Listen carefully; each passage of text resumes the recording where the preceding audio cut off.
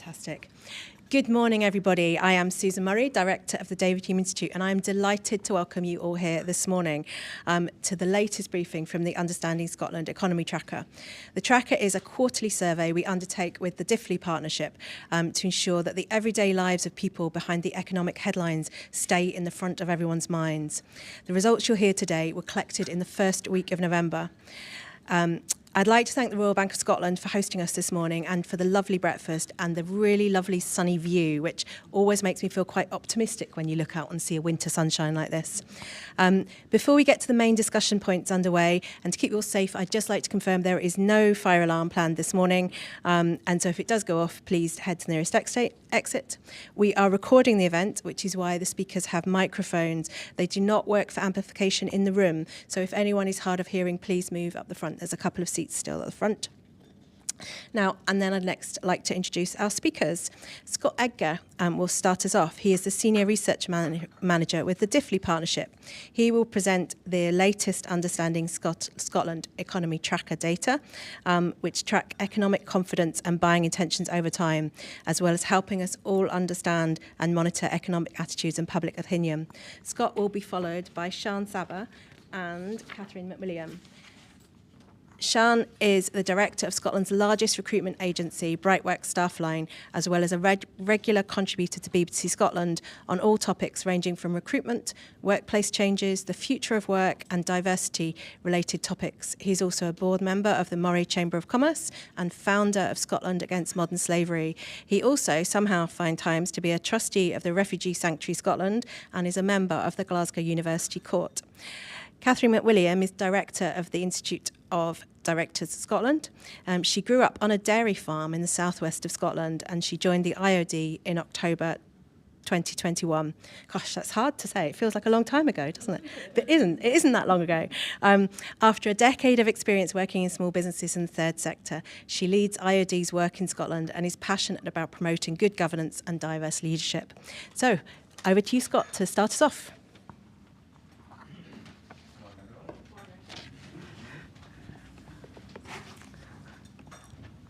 So, as Susan mentioned, Understanding Scotland Economy Tracker is a quarterly survey. We ask questions regularly around people's attitudes towards the economy, the issues that are important to them, and their buying intentions. But in this wave of the survey, we had a bit of a focus on recruitment and upskilling. I have modular questions on that, which we'll talk about towards the end of the presentation.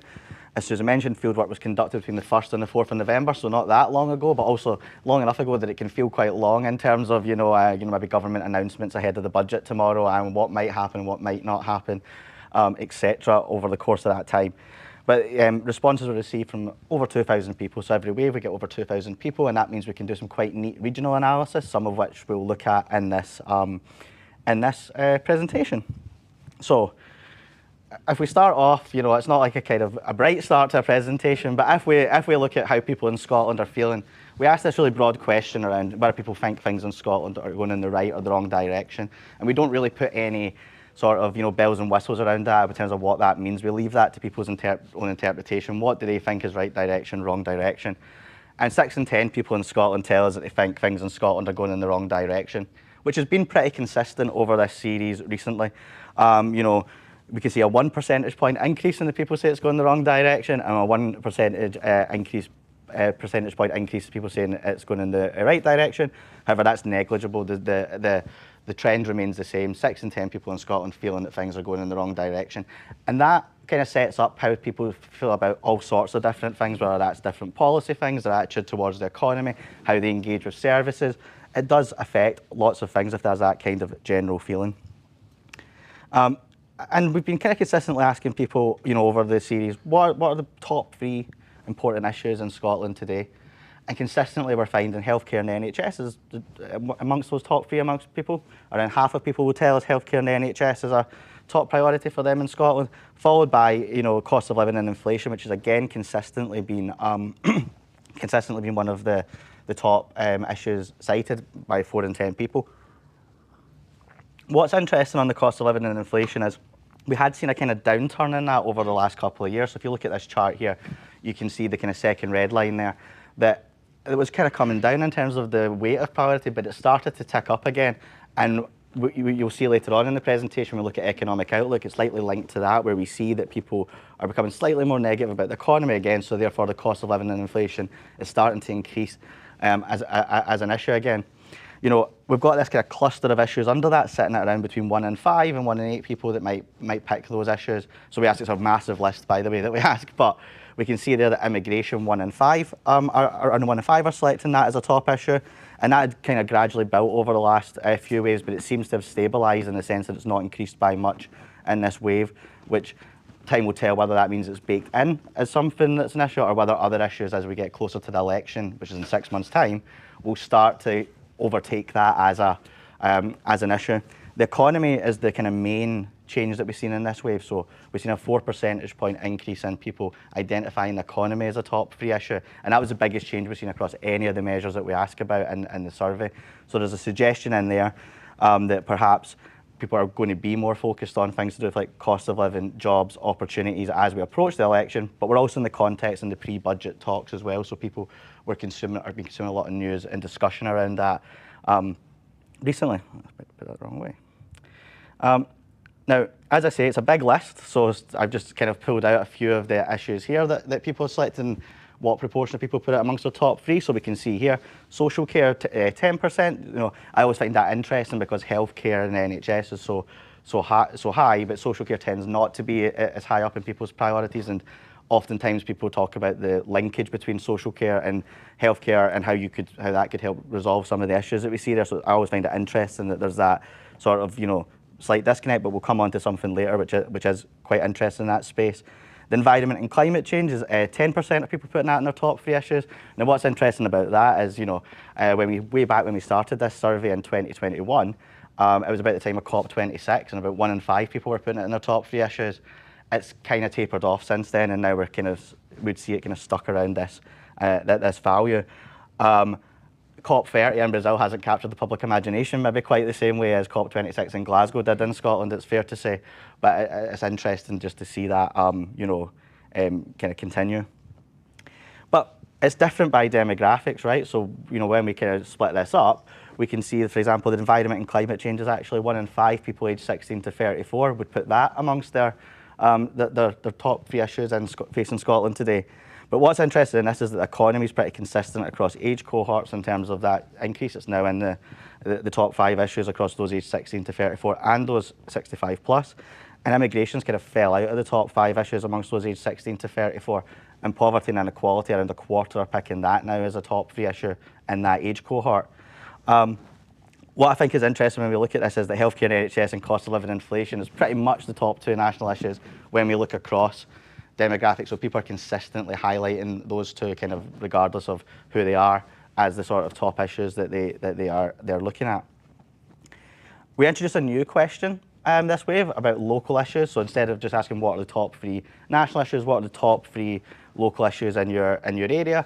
And what we see here is, and the kind of headline here is, it kind of mirrors the national when we look at it at an overall level, although there's different degrees of attribution of top 3 issues. So we can see that healthcare and the NHS would be the top local issue facing that people would identify, but much more closely followed by the cost of living and inflation when we think about local issues versus national.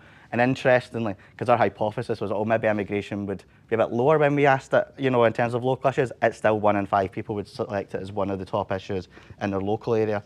So it's interesting that even when we make that distinction, we still see that the ordering is broadly similar across the issues. There are some differences though, and obviously it's quite hard to see it on that chart, so we pulled some of them out if there was a more than a 3 percentage point increase difference between national and local. And I think the ones that are sort of worth highlighting is that the cost of living and inflation is certainly the kind of biggest difference that we see. So 44% of people would pick that amongst their top 3 issues in their local area compared to 38% nationally. Housing, you know, 17% would pick it as a top 3 issue in their local area compared to 13% nationally. And there's some interesting, you know, regional breaks that underlie that. So if we were to look at some of those regional breaks, there's a lot of numbers on this chart. We will share it later in a way that makes it a wee bit more readable. But as you can see here, if we break this down by Scottish parliamentary region, we can see there are some differences in the top issues in local area by Scottish parliamentary region. So healthcare and NHS and cost of living and inflation, surprise, surprise, are the top 2 issues in some kind of ordering across each Scottish parliamentary region. But quite interestingly, in Glasgow, cost of living and inflation, more than half of people select that as amongst the top 3 issues in their local area, compared to the kind of 44% at an overall level. But healthcare and NHS is far while it's still the second biggest issue that people would select, is at 36%, so it's far less acute, and there's a far kind of bigger spread in that region, for example, of issues. And some other interesting ones that kind of jump out at you, here are like housing, for example. So if we look in the Highlands and Islands, 1 in 4 are selecting housing as a top 3 issue in their local area, and in South Scotland, a similar proportion at 1 in 4, 25%. So it's interesting when we see these variations, areas that have like high rural populations, they have different issues of depopulation. They have issues around transport and infrastructure that are perhaps more acute than in other parts of the country. We see that come through when we ask people local issues. It kind of intuitively makes sense when we see that. I mentioned social care earlier. Social care is seen as a much bigger issue in South Scotland and Highland and Islands, probably for similar reasons. When we look at kind of top 3 local issues. So it's interesting when we break this down by region, and as I say, we're going to do a wee bit more on this in the coming days, because there's just so much data there that it's kind of trying to pick your way through it. It's quite challenging, but it's very interesting nonetheless. And it probably, 6 months out from the election, makes you wonder sort of what are the different issues going to be in different regions. So while nationally some issues might look like they're quite low down, well, they're actually far more acute in different parts of the country. And I've just put this slide in here, which is from another study that we did with IPPR Scotland. I'm not going to dwell on the figures, but everything I've said is like people are identifying issues, people are feeling things are going in the wrong direction. This question basically asks people, how confident are you that the next Scottish Government, which is just an unnamed Scottish Government, no party, nothing like that, how confident are you they can deal with basically the big issues that have been identified in Scotland, whether those be the economy and labour market, providing high quality health and care services, ensuring that all Scottish regions benefit from a stronger economy, getting Scotland on track to achieve net zero by 2045, eradicating child poverty. And on balance, people are not confident that the next Scottish Government can address those challenges. So we're stuck in a bit of a funk. People are like, things are going in the wrong direction. We have an election in 6 months' time, and people's feeling is, well, whatever the shape of that next Scottish Government, on balance, people aren't confident they can deal with the issues that they're identifying consistently in this survey as the big issues. And that raises a lot of questions ahead of the election in terms of policy platforms and what people can offer. Can people offer some kind of vision that people can buy into that would shift the dial on that feeling of right and wrong direction, and some confidence that people, the kind of big issues that they consistently identify in this survey and others can be addressed in the next Parliament. When we look at people's economic priorities, we see again, and it isn't surprising when we see that cost of living and inflation is one of the top issues that people identify nationally. We see that 6 in 10 still tell us that this is one of the top economic issues, cost of inflation. It's the biggest by quite some distance. It's always identified in our survey as the biggest issue. But everything else has sort of stayed relatively stable between waves. There has been a 3 percentage point increase though in people identifying unemployment as one of the top issues, which is interesting. You never quite know when you see a change like that, whether it's the start of a kind of longer term trend, but it was interesting to see this time that actually increased by 3 percentage points, especially when we've seen such stability across a lot of the other measures. And then, if you picked up Scotland on Sunday you might have seen some of these findings. This is our kind of classic, how do you think things are in the economy looking back 12 months and then looking forward 12 months. So if we, take the kind of 12-month look back on general economic conditions, 7 in 10 people, 69%, tell us that they think the general economy is worse than it was a year ago. And looking forward, around 3/4, 73% tell us that they think it's going to be worse in a year's time. So there's a kind of general sense that things are have got worse and are going to get worse amongst people. I always feel like I'm like the bearer of bad news when I come up here in terms of people's outlook and things, but that is what people are telling us, and have been telling us it for a long time. And then if we look at personal financial circumstances, so it's quite common to see with distance that people tend to think general economic conditions are worse than their own circumstances, but around half tell us they think that they're worse off than they were a year ago. And again, about half, 47%, say they think they're going to be worse off in a year's time. So it kind of really solidifies that whole sort of picture of how people are feeling. People don't really feel that they're going to be, on balance, that they're going to be better off this time next year. And then we've got this chart that we always show, which is the net. So if you take away the people who say it's better, you know, who say it's worse from the better. What does that look like in terms of a net score? And what we can see is there's been a real fall off over the course of this year in general economic conditions confidence. Now, it had been ticking up kind of for quite consistently, modestly. I have to say this every time, this bar here is all negative on the, you know, on the axis, but it was ticking up. It felt like things were maybe kind of slowly going in the right direction amongst people, and that's fallen off over the course of this year in terms of general economic conditions. And last year we started to see things get a bit closer between those perceptions around general economic conditions and personal. That gap's widened again, so there's this overall feeling that in the general economy things are getting worse. And while we're seeing a gradual sense that people think things are getting kind of worse, it's not, personally, it's not been as quick, it's not been as acute, and there's a bit of a gap there. So it's interesting to think around that in terms of what that might mean. Oops. And we also ask, like, if we look at like kind of concerns over money matters, what are you doing as a result of that? And we've seen a lot of stability in this, you know, this measure in this wave, but reducing non-essential spending and cutting back on leisure activities remain the kind of two biggest things that around half of Scots tell us that they're doing as a result of concerns with money matters. The biggest change in this wave has been the proportion saying that they reduce heating or energy use, so that's went up 5 percentage points from the last wave. And we find that quite common at this time of year. There's a bit of seasonality in this finding, where when people think around what they're doing, concerns with money matters, as it starts to get cold, as we get to winter, more people will recall that that's a measure that they've taken. But there's more, it's not just about sort of those kind of like financial impacts. We do see across, you know, here that people talk about it impacting their physical health, you know, 1 in 5. That's increased by 4 percentage points from the last wave in terms of reported. Around a quarter saying they've lost sleep as a result of concerns with money matters. 3 in 10 saying their mental health has been impacted. And only 16% saying there's been no impacts as a result of concerns over money matters in the last year in terms of behaviours. So it shows us here there's a kind of varied picture. People are making decisions that affect the wider economy because they're not spending their money, if they have it. And they're also having an impact on their health, their behaviour, their relationships at home, and that has an impact on them more widely in terms of, you know, how productive they are in the workforce, etc. And we split this out by different cohorts just to show where there's differences here. So the kind of figures on this are a percentage point difference between the two different cohorts at the top. So on the chart furthest to your left, SIMD 1 to 5, we can see that, you know, those in SIMD 1 are more likely to say that they've skipped meals or cut portion sizes, more likely to say they've reduced non-essential spending, and more likely to say they've lost sleep than those in the kind of most in SIMD 5, the best off. I was looking for a word there, it didn't come. If we look at between 16 to 34 and 65 plus, we can see that the younger cohort, age 16 to 34, are more likely to say that, you know, they've been impacted. It's impacted their mental health. They felt less effective at work.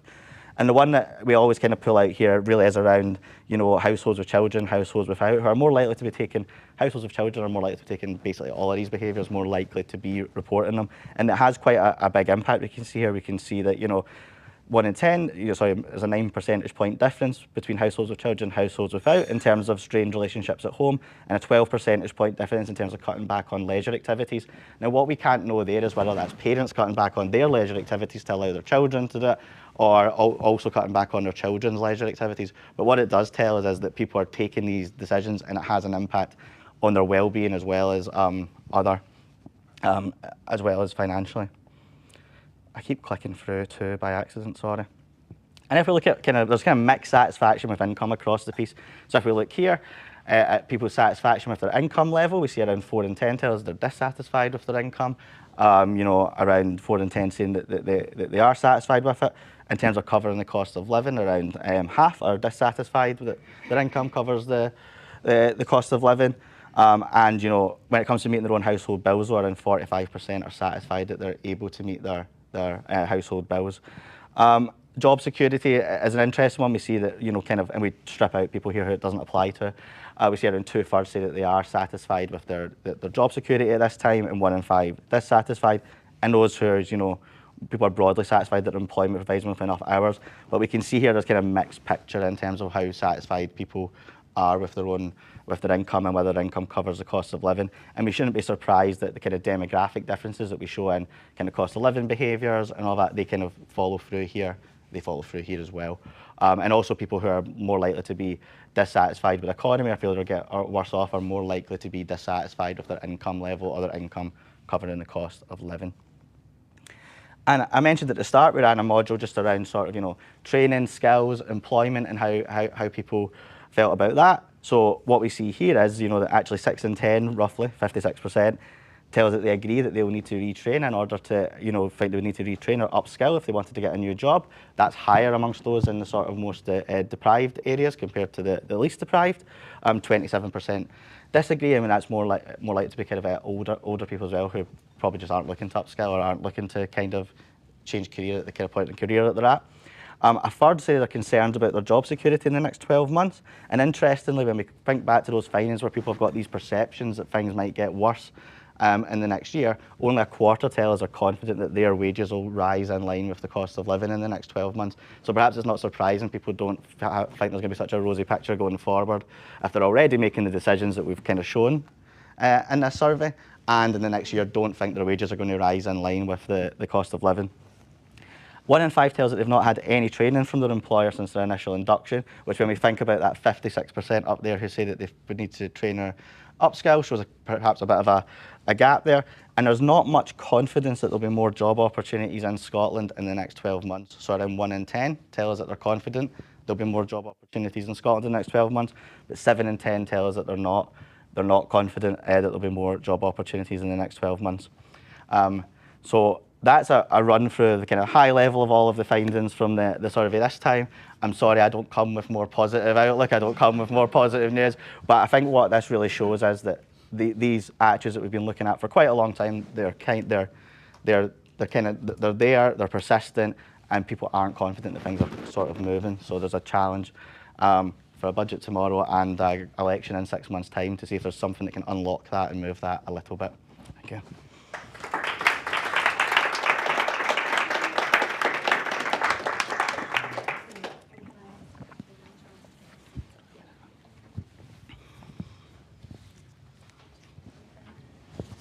Fantastic. Is that okay for the camera, Alan? No. Would you be able to take my seat? Would that be okay? We've got I'm very lucky in being very tall. And sorry, one more. Katrina? Yes. Okay, Katrina, I'll just take you over here. Is that all right? There you go. Is that better? Fantastic. Right. So bear with us online while we adjust the room. Fantastic. Thanks for the overview, Scott. Shan, do you want to give us your reflections? It kind of feels like when Scotland were playing, they played terrible, but they still won 4-2. So it gives me a little bit of hope that even though the feeling is like that, there has to be hope in this. And I take this from when you talk about some of the stats in detail there about employment and job insecurity and how people are feeling. It seems to be growing, and it goes with that. That's that horrible inside. Will I have a job? Is my job going to be safe? Can I pay the bills? And it's all interconnected, and that feeling seems to be growing as we go through the last 2 or 3 years. And finally, I'll just say, Susan, the first time I spoke at a David Hume Institute event was in 2022 when it was all kind of like that, and it started to go up. And then you brought me back in as it started to go back down again. But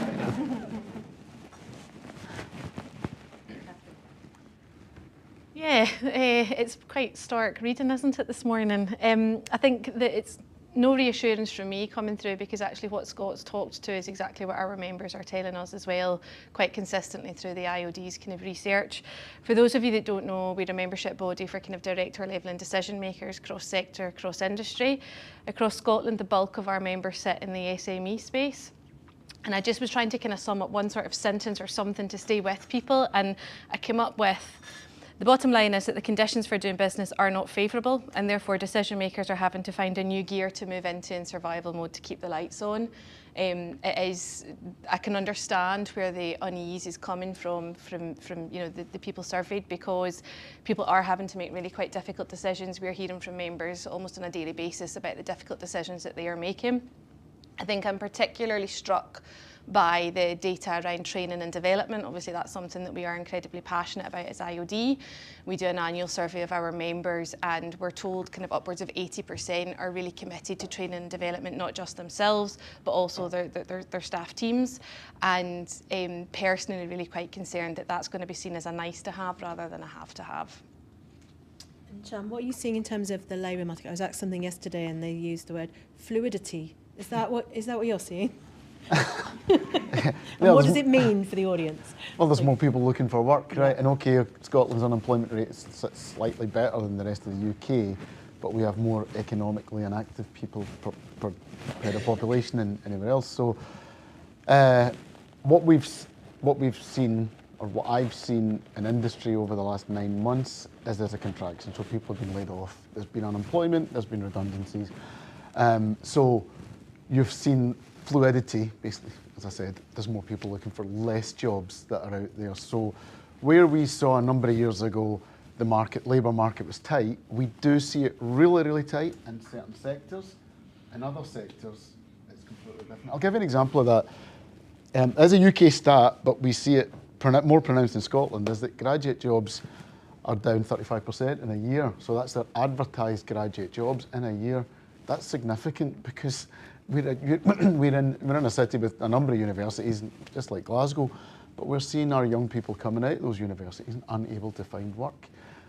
Where the tightness of the market is at the lowest level again, and I'm sorry to use that word, but I mean the low skill level, so cleaning, warehouse work, domestic services, and low skilled care work. So, and what that actually means is if I give you my open opinion about all of this, what I see now from a work perspective is, if you go into a food manufacturing operation now, the demographics have completely changed in the last 3 or 4 years. So whilst we would have seen, and I'm talking from a business perspective now, we would have seen in, for example, fish processing, significant European workforce there, post-Brexit, we've seen that completely change. And what we saw is the demographics changed to African and Asian nations. So that was student entitlement families, pre-change in regulations, and that completely flipped. So Nigerian, Ghanaian, Indian, Pakistani that are working in the food factories that we don't really see. That's where the shortages are, if I'm being really, really brutal and from my perspective.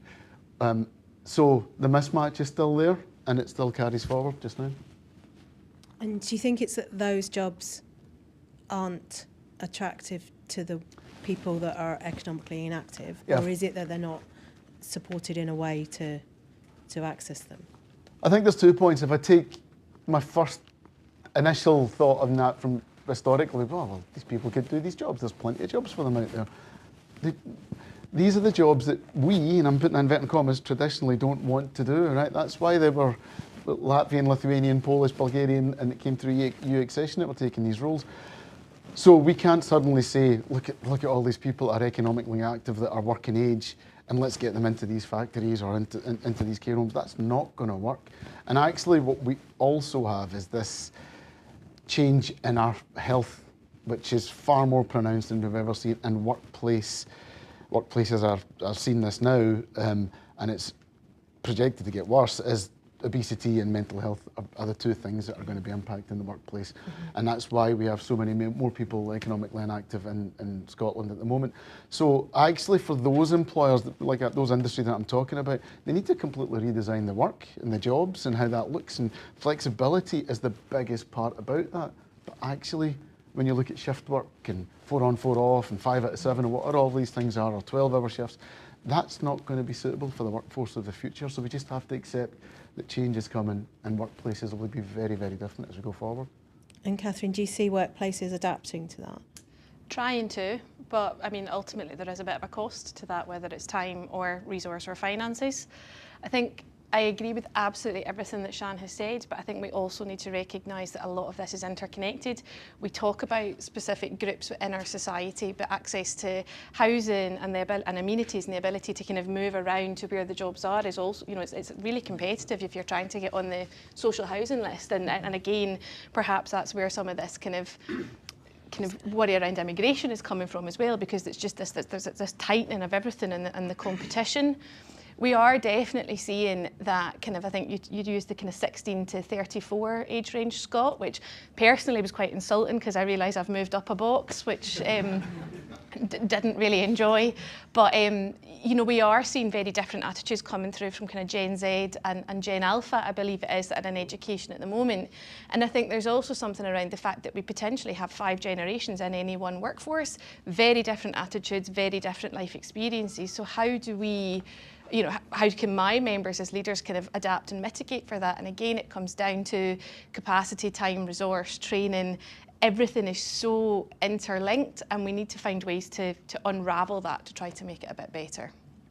Fantastic. I'm just about to come to the audience, so do you want to put up your hands? I'm trying to find the slide, Scott, with the, I think that's it, isn't it? There's one that's got the amount of people affected and their behaviours. Is that it? This one, yes. Yes. That's it. Brilliant. Fantastic. Any questions from the audience? Who wants to start us off? Peter. Thank you very much. Even though it maybe wasn't, you know, the most upbeat, I think it still was absolutely vital. Can I ask about your comment about graduate jobs? Is this the dreaded AI has arrived and it's not really anything to do with historic, it's just a brand new thing that we just don't understand? No, I actually know, and I think that's just dressed up as the reason there's no graduate jobs, there's a reduction in graduate jobs. I actually think it's money. It's purely based on employers looking to save money as quickly as possible. The budget last year had a significant impact on recruitment trends, particularly. The two demographics get impacted the most when there's a change like that, like last year, the employers' national insurance. As the older generation and younger generation, we're all right in the middle. You're all right as well, right? You're in the middle. No, but you know, generally we're okay in the middle, right? It's the ones at the tail end or at the start of their careers. So what actually has happened, in my brutal language, is it's just a way of saving money. It's got nothing to do with AI. There's actually some research that's going to be published next week by the King's Trust. I only know because I've been asked to go and speak in the panel there about the fact that entry-level jobs are being eradicated by AI, or apparently. But I agree with Shan. It's much more kind of simple than that there's a factor there, possibly in some sectors, but actually it is about people looking for ways that they can cut their costs and actually retain, you know, the staff levels they've got. Again, we do an annual survey of our members at the start of every year.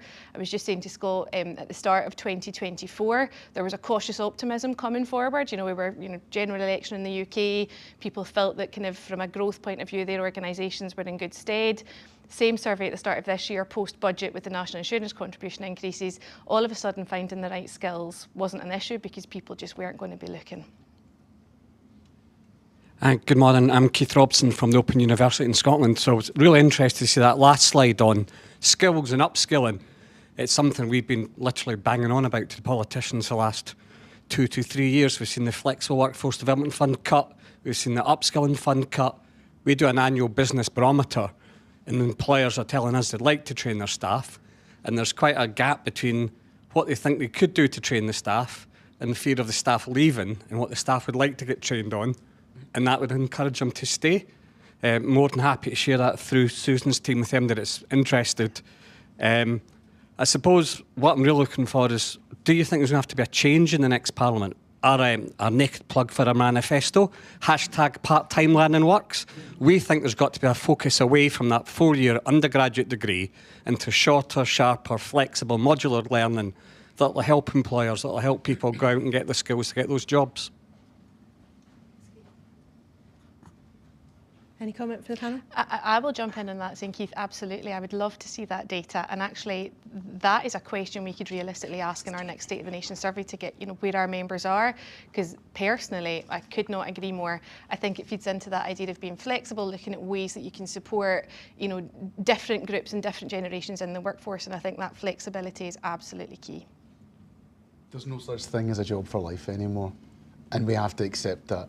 And if you start in a role where you see yourself for the next 40 years and you've got a great pension, all the rest of it, you're in the minority now, right? Absolute minority. And young people don't see that. Young people leaving school, leaving university, don't see it. So if you've got it, great. You're in the SMID top 5. People are minted, I call them, right? So, but this short, sharp learning that you're talking about is how people will adapt in their career or move sideways, move out, move in, move around. It has to change, and it has to change quickly. Maya is the youngest person in the room. Hi, good morning everyone. My name's Maya. I'm a former trustee of the Scottish Youth Parliament. I'm also a student at the moment, and I just wondered what you think is more economically beneficial for young people, whether it is going to uni, getting the 4-year undergraduate, potentially a master's, or if it is going into the workforce where employers don't want to hire people without that piece of paper saying they've got a degree. Or learn with all you.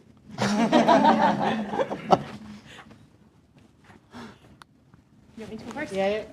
It's really interesting you asked this question, Maya, because we've actually just completed an event where we brought together business leaders and school-age young people to talk about the future of work experience and positive pathways. And over the course of my tenure with the IOD, we've been having this conversation around kind of skills, talent for the future. And one of the things that came through from the employers in the room was a worry that university as the golden pathway is quite harmful, because then we're already introducing a tiered system where you see college as choice number 2 and kind of going directly into the workplace is what you do if you're not clever enough to get into college or uni. I think it has to be much more about the individual, and we really need to be having a conversation in schools, possibly even at primary school age, about what young people have to offer, about helping people recognise their potential. One of the overwhelming things that we discovered last week was you can't be what you can't see, and young people right now only have exposure to the careers and the people in their immediate, kind of periphery. That's why you get lots of people talking about being TikTok influencers or footballers, which is great and absolutely aspirational, but also what about going into recruitment? What about going into kind of PR and communications? What about public affairs? There's so many careers out there that people just aren't aware of, and actually the transferable skills that sit across all of those career paths, again, no job for life. My dad's just about to retire from dairy farming after 55 years, so he might argue differently. But there's something in all of that. And again, we need to stop grouping everybody and actually look at kind of it. And again, that takes time, resource, and money. But that's how we help our young people get to the positive pathways that are destined for them. Do you want to say anything to that, or? Just really quickly, I think probably a slightly different angle is, yeah, I understand the importance of vocational degrees and what that means. I'll tell you a story. I met 4 law undergraduates a number of years ago, and I asked them about what work they're doing while they're studying. They had no interest in working whatsoever, part-time, full-time, anything. They didn't want to do anything, volunteering, nothing. So when they came out of their degree, the difficulty they found when I caught up with them again was their counterparts that had been studying law, had been volunteering and doing part-time jobs in hospitality and student-type part-time employment, were far more employable than them. So actually having work experience is far more important to be coupled with your degree. Yeah. Scott, any reflections? No, the only thing I would say is that we can look into the data in terms of the difference of the perceptions between people, with a degree and not, because we ask education, so it's probably something to follow up on and actually look at a wee bit more detail. Hi there, my name's Finlay. I'm from the children's charity Magic Breakfast. In most democratic societies, those kind of right direction, wrong direction numbers are terrifying for incumbent governments. But in Scotland, the polls suggest we're going to keep our incumbent government at the next election. How would you say that reflects on the impact and effectiveness that Scots think the Parliament actually has on their lives, that they don't link the two? I think it's a really interesting question, probably gets to the crux of what a lot of the debates are going to be about in the next election. I think we showed the slide from that bit of work from IPPR Scotland, and we see there's a kind of lack of confidence that people, believe that the next Parliament can deliver on all of those goals. I think what's interesting is that there was, we've seen, I don't want to go too much into political poll at this event, but if we kind of go back to sort of like this time last year, we would have been sitting thinking that it was a pretty good chance you're going to get a change in government at Holyrood, and then you don't. Well, it looks like there's not going to be that, and what we see is that's as a result of the performance of the UK Labour government down in Westminster, and we see a fracturing of that vote on the other side. So the reality of the situation is that if the SNP do return that kind of 60 seats, it looks like they're going to do it with 10% less vote share than they did last time. It's a far more fractured electorate that we have at the minute. So is it going to be like a big endorsement of the Scottish Government's performance if they're re-elected in that way? No, but it is going to be the still biggest party, but it's going to be a very different Parliament next time if it sits like that. We're going to have to be deals going to be made, there's going to have to be working together, and maybe it's going to see the Scottish Parliament working the way it was set up to work, or at least a bit more. So it doesn't exactly answer your question, but I think that that kind of fragmentation is how we end up with that, despite people feeling perhaps not too happy about how things have went over the last few years. Richard Curley, I wanted to turn back to the discussion about staff training, various levels. I've got decades of recalling studies which show employers we're really committed to our workforce and really committed to training, but they don't do it, an awful lot of them. And if they do, it's differentiated by status. And so look at the kind of, in my view, the misuse of the modern apprenticeship schemes to create higher end staff development for people who were already in relatively privileged employment. What's the best way of actually making firms, and I use the word making quite deliberately, firms and public bodies do training? I actually think, maybe I'm coming at this too hard, but I actually think employers fear, particularly at a senior level, that retention is a problem. And training is so connected to actually retaining the staff and making sure that their well-being is catered for, or their aspirations are catered for. And what I mean by that is, I used to use the line that retention is the new recruitment, because we are in this new world. So actually retaining good staff, that's my point, a good workforce that's genuinely motivated, genuinely feels part of a team, and culture's enabled, because we have a very disengaged workforce as well across Scotland too. So focusing on why we need to retain the people that we need to keep is so important. Investing in it. And actually, like you mentioned this, Catherine, yourself here from the Open University, has been able to actually pick and choose what is relevant and really important to the individual and the organisation as well. They have to really marry up. You don't want to be forced to do something you don't really want to learn about, right? Because you'll never be engaged. And that's where the mismatches come from, I think. I was talking to Catherine before we started, and for those of you that have known the David Hume Institute a bit longer, you'll remember we did some work on something called the Great Risk Transfer, which is where we looked at where risk had been transferred from organisations and the state to individuals, and how some people could manage it and some people couldn't. And I wonder if training is becoming that thing, so that individuals are now responsible for their own development more so than the organisations that they work for. And I think about, over the years, it's become much more normal to study university courses while you're in work, not as part of a planned thing, but maybe as part of a change of career or getting ready for something. And almost there's now, we as an organisation used to have funded interns that were funded by various government schemes, but we don't have enough money as a small charity to fund those unless we can find the money from somewhere. So in that ways, we're probably not that much different from the small businesses. And it's like how, when I hear lobbying of government asking for government money to do training of staff, you wouldn't have got that 20 or 30 years ago, I don't think. Or is that what you're hearing? I completely agree, Susan. And I think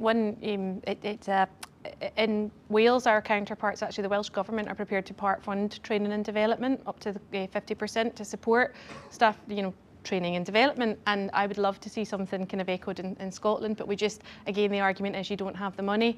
I do completely agree that there is something around information resource, identifying what's right and what's wrong. But anecdotally, we hear from SMEs who are terrified of investing in training and development. They're young talent.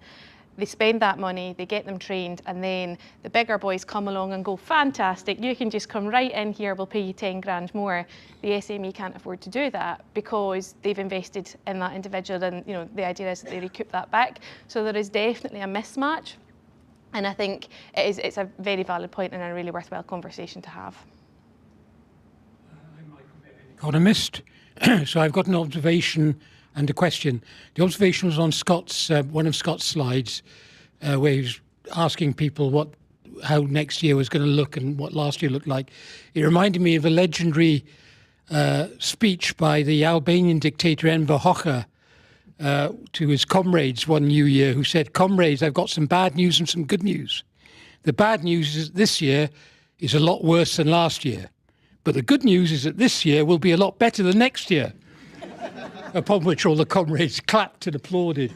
But the question is, do the panel think that the minimum wage is now too high? I'm wondering whether young people have been priced out of jobs by a high minimum wage. Because if I was still an employer, which I'm not, that might discourage me from taking on 16 to 24-year-olds and newly minted graduates without a proven track record. Should we call a temporary pause to annual increases in the minimum wage? Shan? And I know this is getting beamed out, but I'll take my business head off for a moment, right? And I'll talk with my heart. I think that the national living wage and the introduction of it has had an impact on people's lives at a time when we need it the most, right?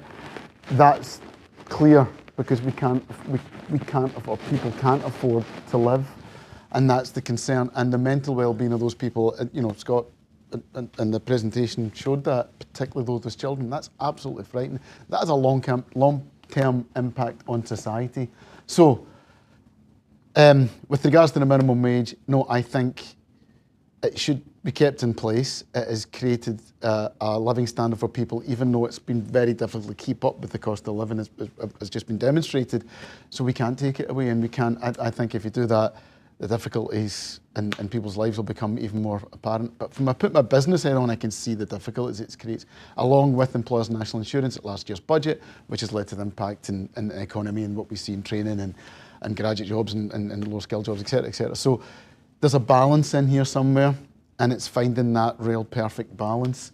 And also, I'll just really quickly say this, and I'm not going to take a political stance on this at all, but the only good thing ever to come out of Brexit is that people get paid more, and that there isn't this feeling of what we had through European accession was loads of employers were hiring and firing based on availability of labour, and as the labour market got tighter and the wage rates started to go up, but employers then had to treat their staff better to keep them, to retain them, and I think that's really, really important. So having a really engaged workforce that's retained, and Catherine said, in SME marketplace as well, that they can actually feel safe in their jobs and they're committed to their employer. That's really, really important as well. So all of these things are kind of mixed in together. I mean, it's probably, I don't know whether Catherine wants to come in on that. I was just going to completely agree with Shan. I think from a bottom line employer point of view, absolutely, it contributes to what's a really difficult operating environment. But from a human being point of view, and actually as all living in society, I think it's absolutely critical in this day and age that we do what we can to help, people have a better standard of living. And I think it's worth just remembering the minimum wage isn't enough to live on. If you're on the minimum wage, you're still likely to be on universal credit. So it's those entry-level jobs that the government is still having to prop up with additional money, in a way. That's probably not the right language to use, but 40% of people on universal credit in Scotland are in work, so we've got jobs that don't pay enough to live on. And I think that's worth us remembering if we talk about the minimum wage being too high. Any other questions? I've maybe not spotted some hands. Oh my goodness, I don't think we've ever had no hands up before. Katrina, you've just not long started a new business and then sold it to a London-based organisation. Not all of it. Well, some of it. Do you want to give us your reflections as a business owner?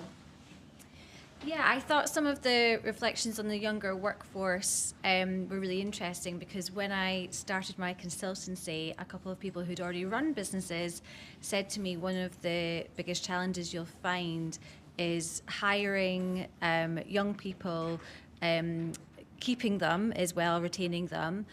Because obviously the people do tend to move between jobs a lot more quickly. Like I think a few years ago, if you saw that somebody had jumped from one job to the next, maybe a year or so in each post, that would have maybe previously been more of a red flag, where it seems to be quite typical, certainly in some of the CVs that I'm seeing as well.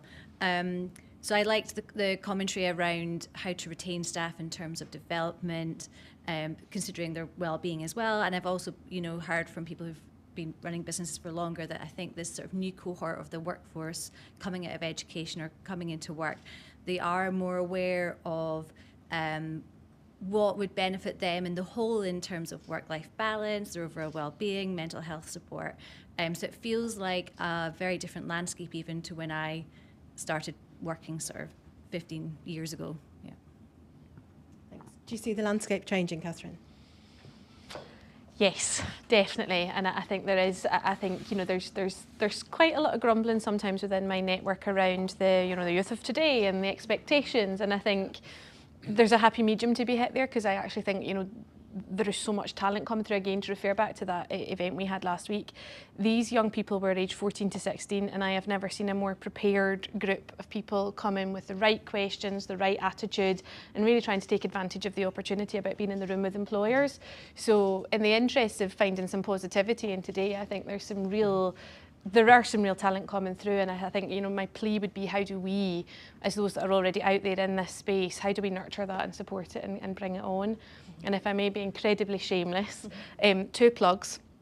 IOD has just recently launched its first ever SME bursary to support training and development. It's open for a limited time to the 15th of December, but it's exactly to encourage people to do that training and development and look at it from a governance point of view. And then the other thing we've got is a brand new Boardroom Foundations programme, which is completely free. And that's to support those that are looking at kind of training and development, their non-executive journey. There's so much information available there. I just need help to get it out there in front of the right people. Mm-hmm. Shan, I can see you nodding when Catherine was saying about the youth of today. Yeah, absolutely. I can't stand it when somebody says, oh, they just don't have the same work ethic we had, right? Or when I was at work, and we see 20 years ago, because when I started work, people said that about my generation, and the generation before, and the generation before. Their expectations are different. The world is a different place, and young people entering the world of work have different expectations of life, right, from what we did. They're looking at the world going, we can't afford a mortgage. Rent is so bloody expensive. This is a really difficult life that I'm entering into, and you want me to live the way you did, and I can't. So I cut people off and say, that's not how it is. You need to change your expectations to allow for your business, organisation to be fit for the future. Mm-hmm. I can see you nodding, Scott. You see so much data across the board. I remember the kind of, I call it the Angry Man survey you did for another organisation, which was looking at the emotions people were feeling in the election. Do you want to say something about that? Yeah, so that was for the Electoral Reform Society, where we were looking at sort of trust in institutions and also the kind of words that people would use. I think the kind of reflection that we took away from that was, and it chimes with quite a bit of, it would fit seamlessly into some of those slides there, was, kind of high proportions of people telling us they were feeling like kind of angry, exhausted, and very much fewer people telling us they were sort of hopeful or excited about things that are coming in the future. We always tend to find that younger people are slightly more bright in these surveys on those things, slightly more hopeful, slightly more optimistic when we look at things. I think that's just a product of sort of the cohort, but yeah, I think the stuff around the kind of working and what people's expectations are of work are certainly, we certainly see that in other data, that younger people do value things more like training and development, value things more like, flexible working patterns and things like that. That's certainly true. Oh, we've got to squeeze in one more question, and then I'll wrap. Sorry, I don't want to have the last word. I'm David Brew. I chair the governing body of Abertay University in Dundee. Typically, our graduates from modern Scottish universities have found graduate employment. About 2/3 of the people coming out find graduate level jobs, and over 90% are in work. Now, I haven't seen the latest figures. You referred to the 35% reduction in graduate level jobs. I'd like to invite you to gaze into the crystal ball a bit. If your analysis is that the 35% drop in graduate level employment is a result of cost saving, the question that I have is, how lengthy will that cost saving approach last, and whether we will, if AI is not the explanation, whether we will return to graduate level recruitment at the sort of levels that we have seen it hitherto. That's right at me, that one, isn't it? Right at you. The 35% I spoke about is advertised graduate jobs, right? That's the drop in a space of a year across the UK. So it doesn't mean that they've gone but it does mean that this has become more competitive to get a graduate job. And I'm talking about all graduate roles, so vocational and everything else goes with it. I think, and this is my think, crystal ball, this was a knee-jerk reaction, not knee-jerk, an actual business economic reaction to the increased labour costs of last year's budget. And then the impact is on young people, and they tended to be graduates, and that's where this has come from. We'll just cut our graduate budget because that'll save us X amount of pounds, and we'll be able to retain the staff we've got without any redundancies for the next year or 2 years. It will come back. I don't think AI is going to take graduate jobs and change the world like we've foreseen, and some of the commentators are saying out there. Of course, repetitive roles will become natural part of AI, but humans will always need to be involved. So I think it will come back. I don't think that the economic indicators and what it looks like for Scotland, it's not going to come back quickly, but we'll see how this pans out over the next 2 or 3 years. But I don't think it's as bleak a picture as I've painted on the 35% less jobs. It will get better. Catherine, do you see it getting better? I hope so. I like that. I love your I'm down with that. The one thing that no one has mentioned today, which I thought there might be questions about, is tomorrow's budget. Is that because everyone is just really pessimistic? Do you have any hope for the budget, Catherine? No. Shan? All right, I'll be the optimist. I said earlier on about Scotland playing, so even though it didn't feel like it was a great match except for the last 7 or 8 minutes, we scored 4 goals and we won.